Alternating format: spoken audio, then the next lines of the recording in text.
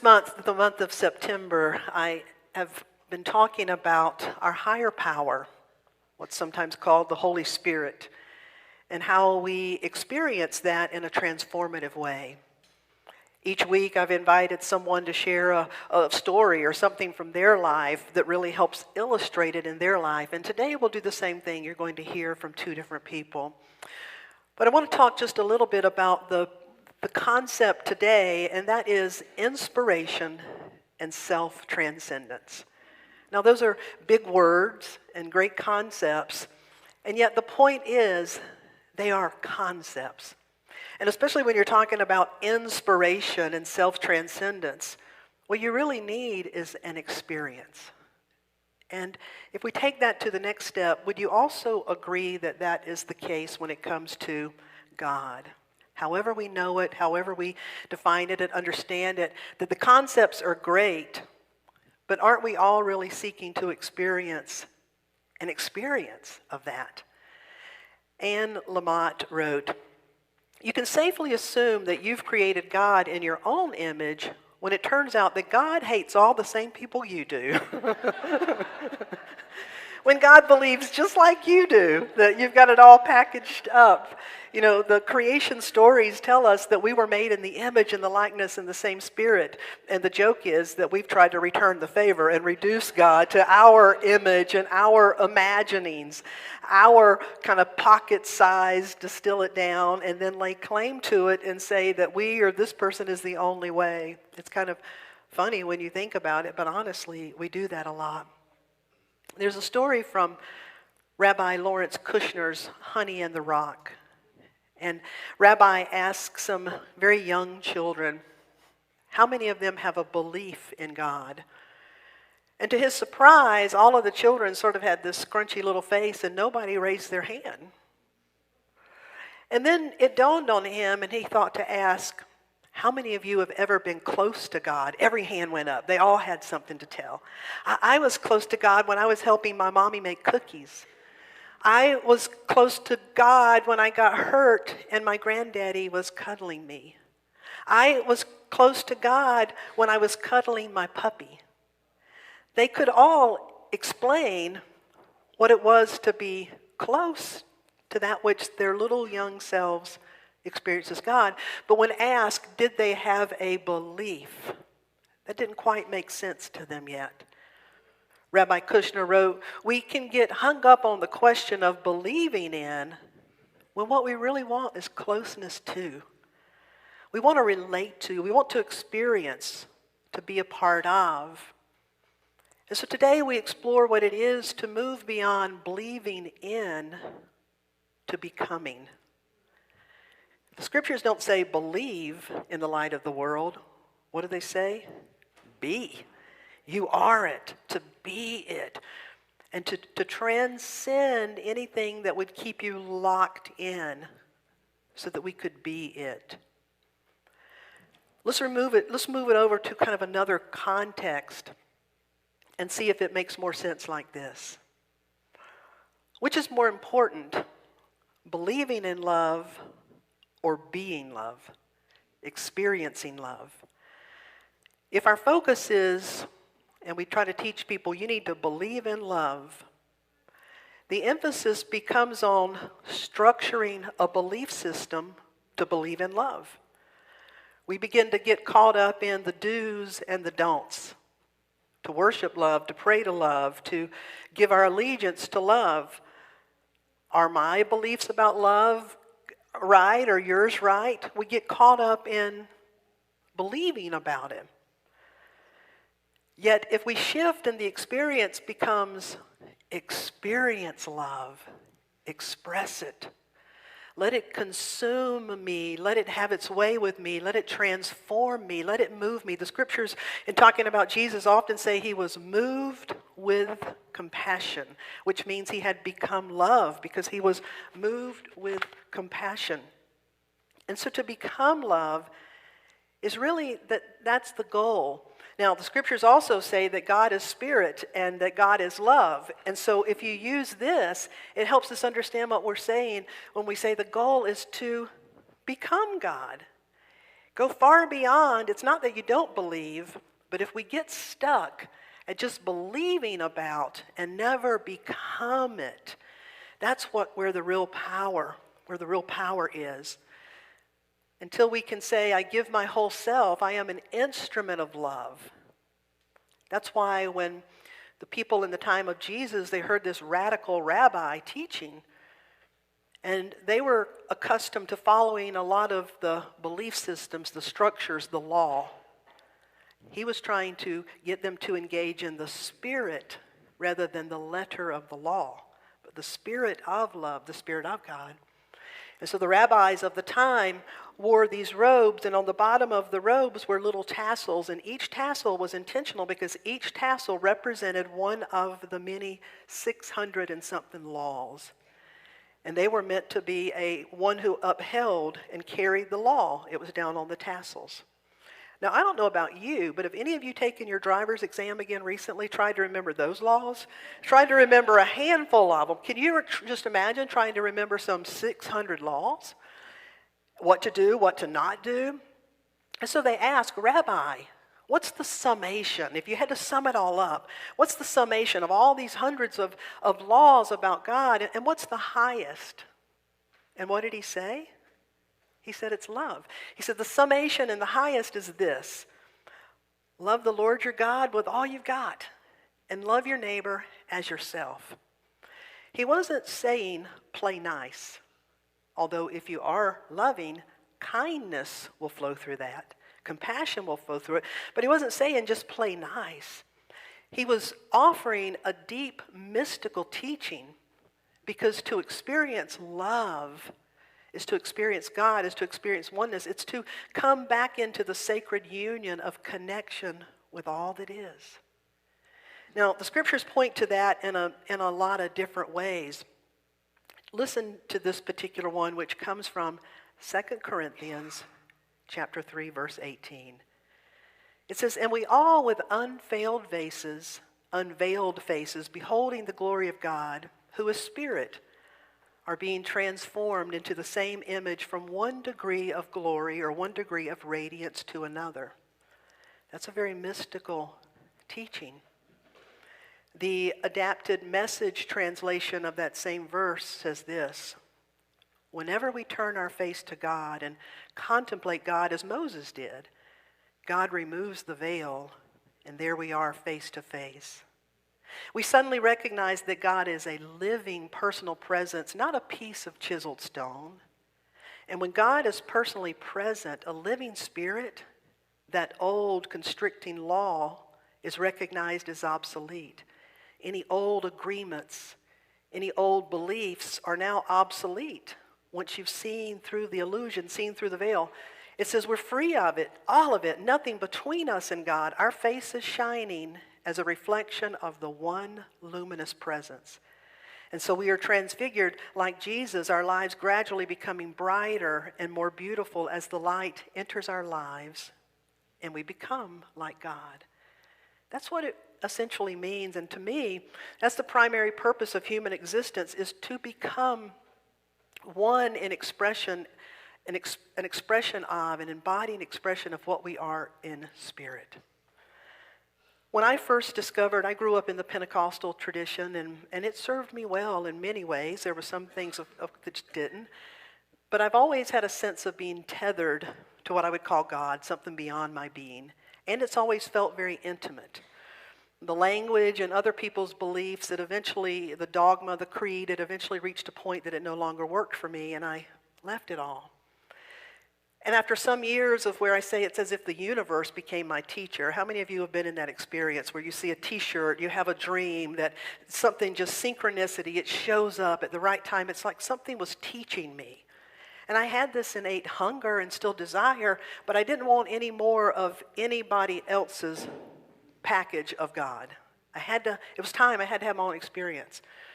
And I was learning to meditate, I was learning to pray, and I was beginning to pray in a different way. I was learning to meditate and sitting in that, and one day I was sitting, and if you've ever tried to still your mind for even 3 minutes, you know that your mind has a mind of its own. And it never really gets completely quiet, but you learn to extract yourself and not get carried away. You learn to become witness of what's happening, rather absorbed in the story. And so on this particular day, I was really meditating, and my prayer was, I want to really know oneness with my source. I want to experience that. And while I was sitting in that time of meditation, I had a flash. A memory came back to me of when I was probably about 4, maybe 5 years old. And I remember just as vivid as it happened that day. I had been asleep as a little 4-year-old, woke up at night, and apparently had slept on my arm, and my hand was asleep. And so I woke up, and I could not feel my hand. So I cried out at night, "Mama," because that's how we do it in the South, "Mama!" And my mom came running to my bedroom, "What's wrong?" And I said, "My hand is missing. My hand is gone. I don't have a hand." And she, of course, knew what happened. And my mom, God bless her soul, who, Lord willing, will be 82 years old this year, still going strong, she got me out of that bed, took me into our hallway where there was a nightlight, and she sat down on the floor, put me in her lap, and she began to massage my hand, which by then the feeling was coming back because I'm like, ouch, ouch, ouch, that hurts. And she began to explain, "Honey, you must have been sleeping on your arm, the circulation, the blood's coming back. It's okay." And in that time of meditation, when that occurred to me, that memory came back, this incredible presence washed over me of love. Because you see, in that moment, I was loved. In that moment, I was held by a greater understanding. I was taken care of and then placed back in bed. And so after that, I called my mom and said, "Mama, did this ever happen?" And she said, "Oh, honey, not once. It happened a bunch of times." She said, "I don't know what you did, but your hand would go to sleep and you would cry out." And she said, "We had to do that several times." And I said, how did it eventually resolve itself? She said, "I don't know. Either you stopped sleeping on your hand or you learned how to understand and soothe your own self." You see, that which we call God, love, is an active presence that's holding us, that's loving us. My mom was right. Eventually I learned, and even now sometimes, I'll wake up and a hand or a foot or a whole leg has gone to sleep. Amen? And I have the wherewithal to talk to my own self, to tend to my own numbness. I have the wherewithal to love myself through it. And so this presence that we call God of love, it's like it's a presence that's holding us, it's growing us, but it wants us to internalize it, to be it. Because guess what?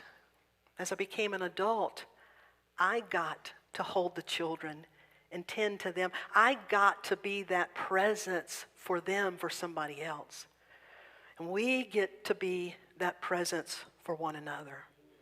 It's as simple and as profound as that when we make God this really abstract thing and we argue about it, but what if we just switched it all up and said, what if I dedicated myself to being the best person I could, and my roots were so rooted in love that I loved the creative presence, and I loved my neighbor, and I loved myself, and I could show up from that.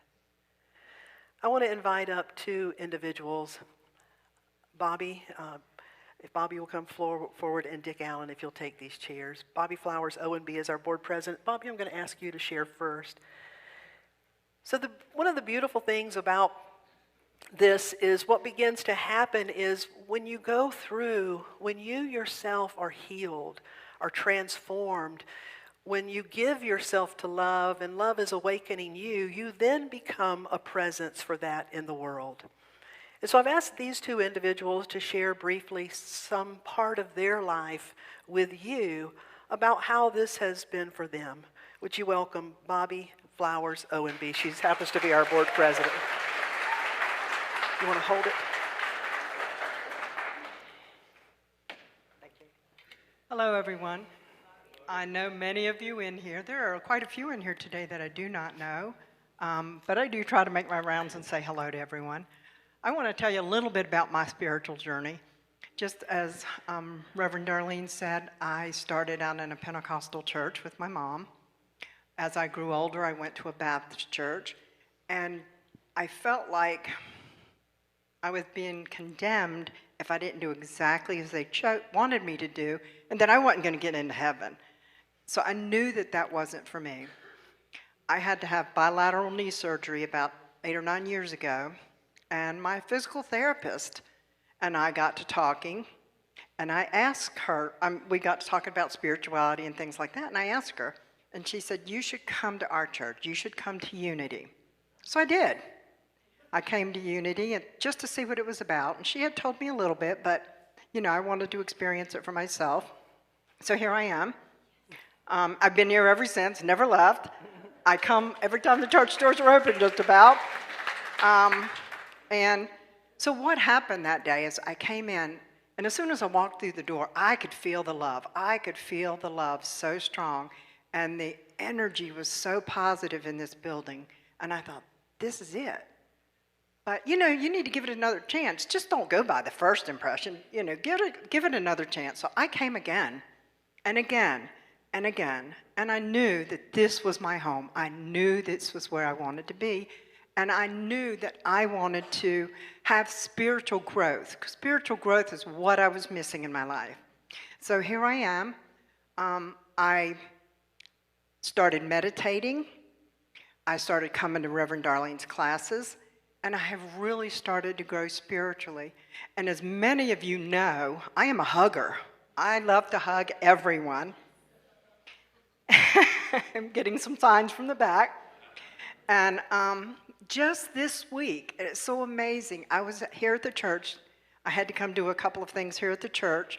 And somebody came up to me, and she said, and was not me, this is the love and the light of God shining through me. But she said, Bobby, you are such a magic to this world, and we are so thankful that you are here. And that just touched my heart. I'm like, oh my God, I cannot believe that, And it meant so much to me, and I know that what that means to me is that my spiritual life is expanding. It is growing, and the light and the love of God is shining through me. To you all, I hope. I hope that you're able to see that love and that light, because I do love each and every one of you. And so, I became board president, or I became a board member, and the way that came about, I was just sitting there, and Darlene started talking about, we really need some board members. We have a few people coming off, and we need some board members, and you really need to think about it. And I thought, I don't think that's for me. That just doesn't sound like it's for me. Well, the next Sunday I came back, and she's talking about it again. Okay, we really need some board members. I felt something tap me on the shoulder. I turned around like it, and there was nobody there. And I'm like, So I got to thinking about it, and she kept talking about it, and I just knew she was talking directly to me. She was just talking directly to me, like, she didn't point no fingers, but I was sitting right there, and I knew she was talking to me. So I got up right after service and went out and filled out a form, and now I'm on the board. So I truly believe God moves through each and every one of us. His light shines through us, and with the energy and the love in this building, it's just no place to go but great places. Thank you. Thank you.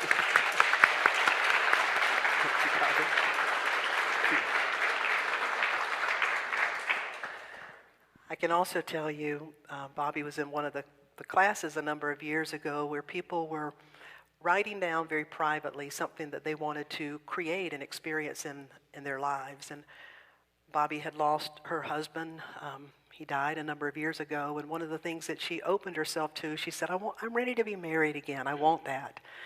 She only shared it with just a few people, but that was her prayer. And so we began to join her in that you are love. You are such a vibrant expression of love. We know you're going to find that right and perfect person. Butch, would you please stand?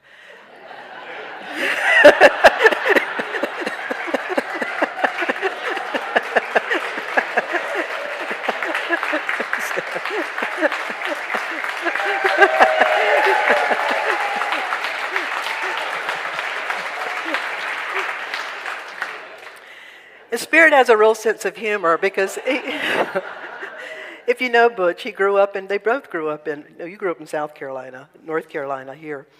He is Baptist, still Baptist. And he reminds me often, he prays his Baptist prayers and I pray my prayers, and we appreciate that for each other. But they were originally going to go to his church one Sunday and her church the other, but then with Bobby on the board, it necessitated her being here. And he just said, well, no matter how I keep thinking about things, Jesus seems to keep winning. we keep coming here. But it warms my heart because we are very much an interfaith church. We have a number of people in the congregation with Baptist roots, Pentecostal roots. We have a Native American elder on our board. And to me, that's the beauty of it. We're not asking people to believe the same. We're asking people to be the light of God and to love one another along the way. Amen. That's the beauty of what's happening here. So thank you for that. This next gentleman, Dick Allen, I'm going to invite him to share some from his life. I attended a number of meetings and things. When I met Dick, I had no idea just his history, his story. Come on up, Dick. Do you want to hold it or you want me to put it in a stand?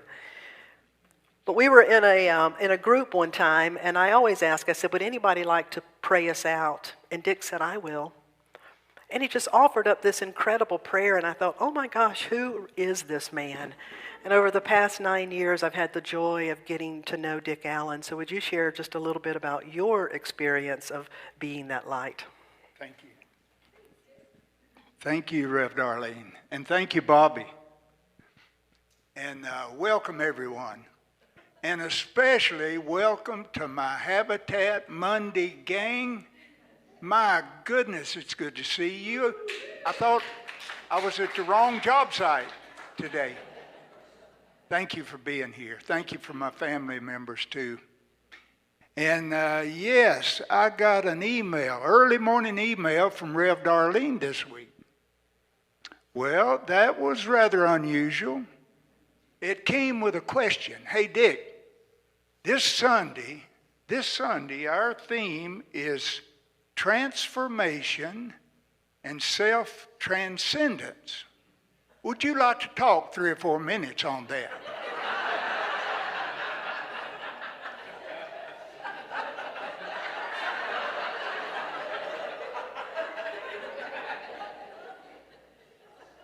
So I quickly answered, no.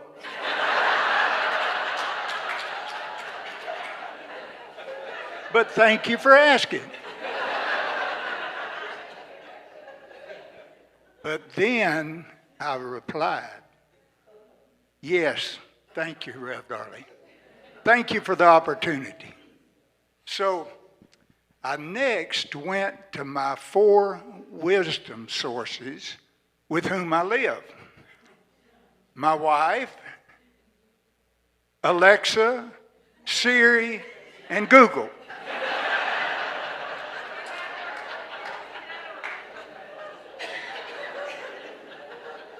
We finally came up with a consensus on what did these words mean. And I'm still not sure, but I've come up with a couple things personally that may be pertinent, may not be pertinent too.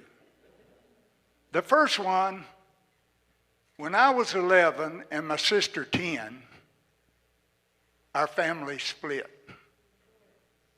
And in one evening, we went from a family of 4 to a family of 3. My transformation began then.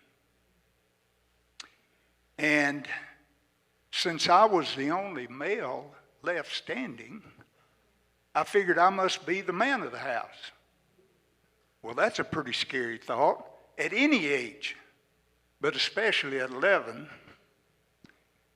Well, our mother was so desperate for help from anywhere, she said, okay, yeah, you can be the man of the house. My sister didn't answer quite as quickly. she had some reservations. But despite that, she and I have agreed on one thing for sure. We didn't want to do anything to make life any tougher for our mom. So we were going to do anything and everything we could to make it a little bit easier for her. We got through the teenage years amazingly to our mom. We got through the teenage years very well. And what we both learned from that experience was it made us tougher, more self-reliant, more self-sufficient, more independent. And those qualities have held us in good stead for all these years. But many years later, I was challenged with a terrific illness. That illness you may have heard of. It's called alcoholism. And I battled that demon for years. I tried to bring to the forefront all of those qualities I just mentioned. And though they have helped me through many a moment, they weren't successful in helping me get rid of alcoholism. At one of my lowest points ever, I uttered a prayer. I said, God, please help me, for I know I cannot solve this by myself. Well, my transformation began right there. The transformation from being an alcoholic to being a recovering alcoholic. There's a difference. Key word being alcoholic, but the important word being a recovering alcoholic. So a lot of folks have said, hey, Dick, to what do you attribute your success? I said, hey, I can tell you right quick. It was surrender to the one God of the universe, the omnipotent, omniscient, omnipresent God of our universe. That was not my last prayer, trust me, but that was probably the most dramatic prayer that this old fella ever uttered. So, my last comments I leave with you, and that is to say that if you feel a tap on the shoulder, if you feel a hand on your back, if you get an early morning text or email, and it's from Rev Darlene, just say yes. Thank you.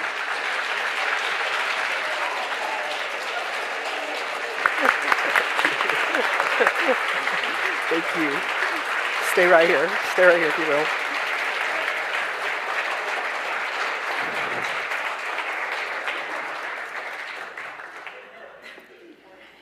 Hold on just a moment, Dick Allen. Would you please come right here? Would you come on up here? Just say yes. Come on up here. No, I'm going to stand here. You stand right over here for just a second. How many of you received an invitation to come today because of this man? Would you please stand up?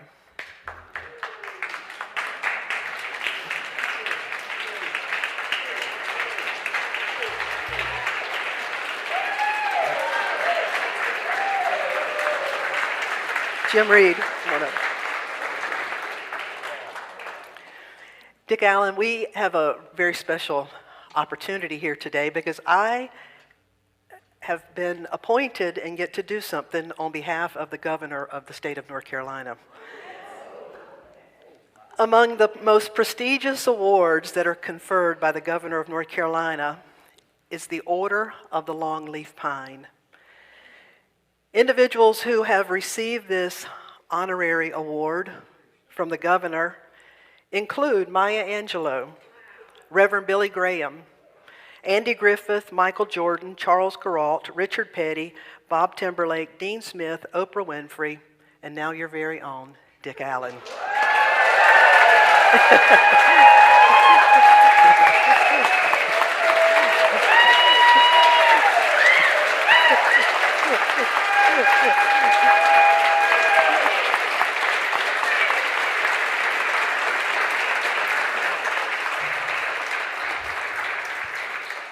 Dick, you didn't really say yes to me. You said yes to the God of your being years ago. If you look back at his high school yearbook, 1961, Biltmore High School, he received an all-American list of leadership. You've been a leader all your life. Your situation in life called you to be a leader as a young boy. And the challenge of that leadership led you down a path of needing to discover a higher power, which you have. And you've lived it every day for many, many years. Dick went on to he served as the chair of the United Way of Asheville and Buncombe County. He was chosen, would you show us these slides? In 1996, our very own Dick Allen was chosen to carry the Olympic torch in the Atlanta Summer Games. Some of you today are here from Habitat of Humanity, where every Monday he faithfully shows up. And some of you told us, one of you in particular said that you were asked to serve for Habitat of Humanity and you wanted to see all the crews. You wanted to find the one that you wanted to join, and you joined this man, and you've been on it 12 years because they said, I've never heard him say an ill word to anyone or have a grouchy day. Dick typifies the spirit I hope we all can attain in our efforts to create a better, more sane, and more compassionate world. Dick inspires through his integrity. His beliefs guide and inform his deeds. He's a living demonstration of love, compassion, hard work, and generosity in action. He volunteers and serves others because he can, yes, but more importantly, because he wants to ensure a world that works for everyone. He lives, love your neighbor as yourself. We've had members that have become wheelchair bound. He's the first one to sign up to go over to build a ramp at their house. When we pick up trash along the highway called Adopt a Highway, he's one of the first to show up. When we have a fundraising campaign, I know I can call on him not only to help others, but he gives of himself in so many different ways. He's been on this roof more times than I care to think about with my liability hat on. I kid you not. He's patched patches before we had our beautiful renovation. He's a good man. He's a native of this state. And so, Dick, I'm going to get you right out here front and center because they're taking pictures for the newspaper. I'm just saying. Jim Reed, who was instrumental in bringing all of this about. Jim Reed, would you now present Dick Allen the award from the governor of North Carolina? You are now an official member of the Order of the Longleaf Pine. Would you stand and give him a hand?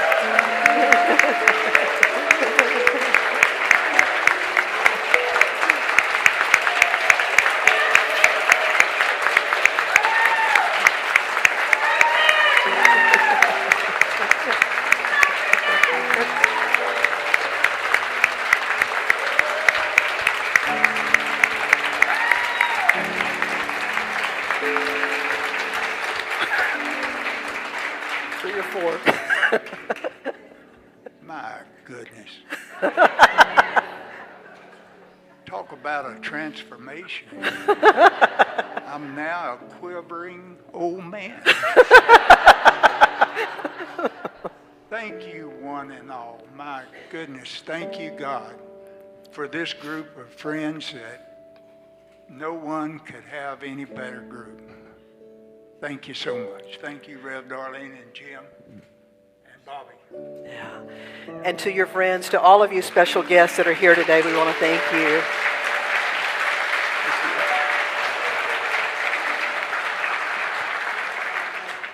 When we were having when COVID was happening, some of you gathered in your own groups to watch the services, and Dick Allen and Judy, his wife, were part of a group. That particular Zoom group here in the church has provided refreshments today, so be sure you stop by the community room and just extend your congratulations to this truly amazing man who knows what it is to live under the influence of a higher power. Thank you so much, Dick Allen. Thank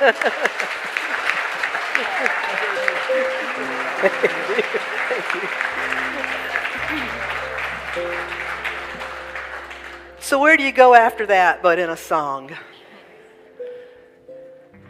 So gratitude before me, gratitude behind me, gratitude to the left of me, gratitude to the right of me, gratitude above me, gratitude below me, gratitude within me, gratitude all around me, and I'm so grateful, I'm so grateful, I'm so grateful, I'm so grateful, I'm so grateful, I'm so grateful, I'm so grateful, I'm so grateful. One more time. Gratitude before me, gratitude behind me, gratitude to the left of me, gratitude to the right of me, gratitude above me, gratitude below me, gratitude within me, gratitude all around me. I'm so grateful. I'm going to ask you to close your eyes and to just hold that for a moment. I'm so grateful.